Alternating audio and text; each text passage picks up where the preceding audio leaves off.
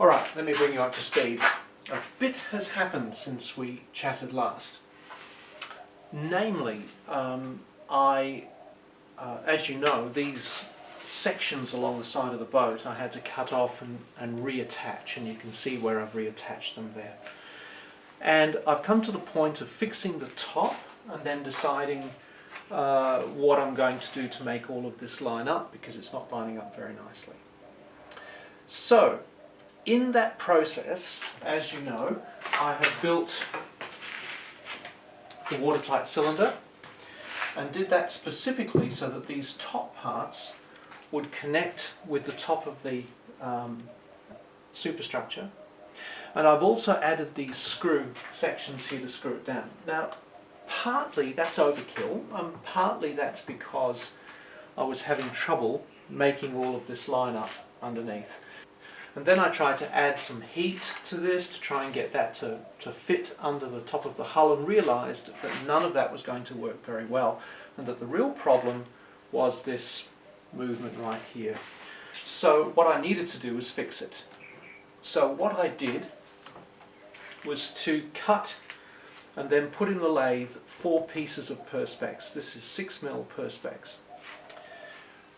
Cut them to fit the bottom and then cut them right out. Now this bow one here can be quite big. It's just got holes here for wires to go through.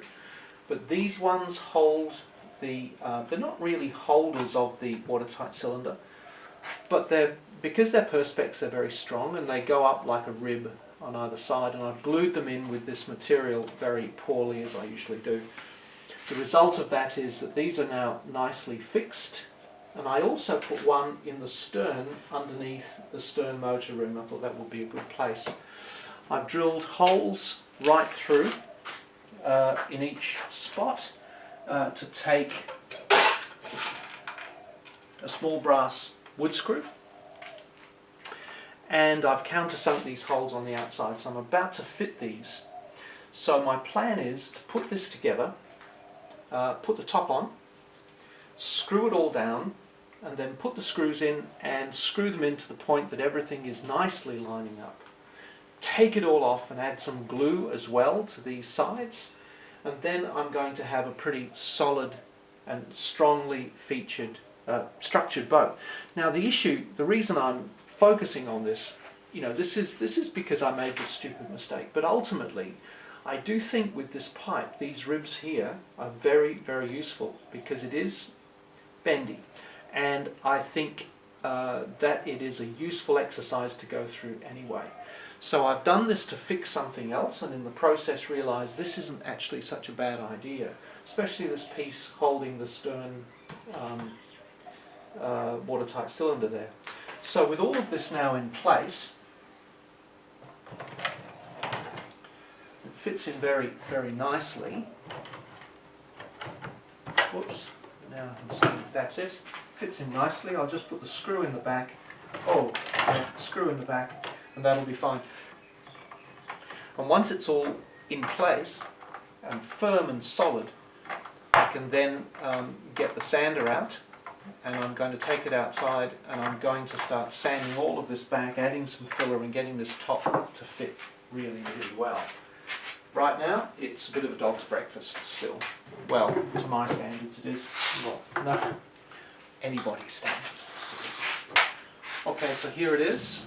I've screwed these in. I've also used a little bit of heat at certain spots along here, which is why the tape is there, just while it cools. And I've got this nearly right. It's all nicely solid. Everything's in place. So as soon as I'm ready and certain this is nicely set, I'm going to take it out and get the sander on it and start working on all of these joints and get all of this nice. Okay, the hard work has been done now, and I'm always amazed at how filler can make such an amazing difference to something like this. Now on this side, I need more filler on here, but the hard work is done. It's just going to be touching up the smaller gaps. But I've been able to smooth all of that out, that's all fine. And on this side, we had a bit of a groove here before. That's partly fixed, I just need some more material on that. And the whole thing is looking now much, much better. I'm much happier. and I think we're going to have a pretty good looking model. Okay, so we've motored down the track a bit now, and I've had the first sail, and you can see how the hull looks really good. I'm not going to show you all of the detail of the work that I had to do to fix it up, which is all a direct result of the stuff up that I made when I cut it.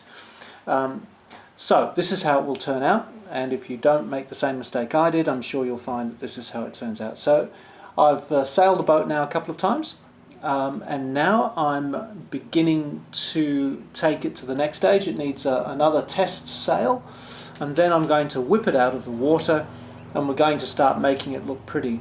Now that little crack along the side, that's all going to go. I've got some really good ideas about how I'm going to finish this boat, and this level of detail and quality that you can see right now is exactly what I want. I don't need any more than that, because I'm going to use some really interesting techniques to make this boat look terrific. And if you want to see more about that, I'm going to be, I'll have a video up probably in about 2-3 weeks, which is going to outline how I'm going to finish the boat off, but it's going to look pretty bloody stunning. Okay, thank you.